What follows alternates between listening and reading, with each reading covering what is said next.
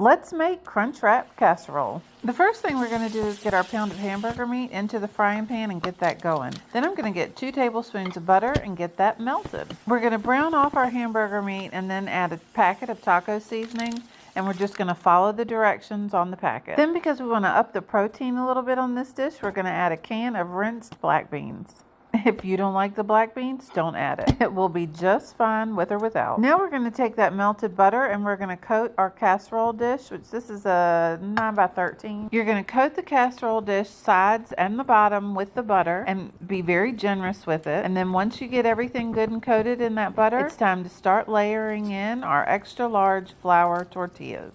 Now, depending on the size of your tortillas, if you're able to get your hands on the extra large versus the large, that's what will determine exactly how many you need.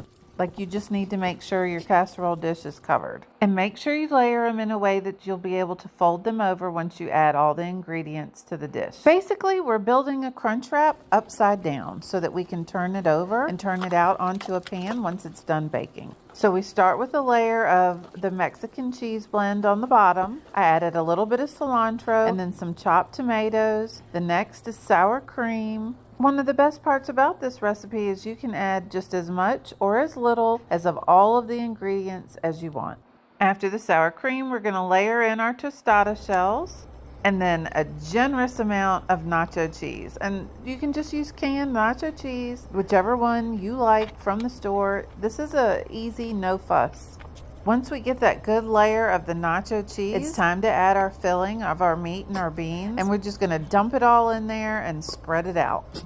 Once your meat and bean layer is all spread out, it's time to get it wrapped up. Now, I had just a tiny bit of cheese left in the package. It wasn't enough cheese to save. It was too much to throw away. So I figured, why not top off the casserole before we get it all wrapped up? Now it's time to take the remaining bit of the melted butter that we have in our cup, and we're going to baste the entire top of this Crunchwrap with the butter. I just basted it until I used all the butter I had left. Then it's time to pop it into a 375-degree oven. Bake it until your tortilla shells are all browned and toasted.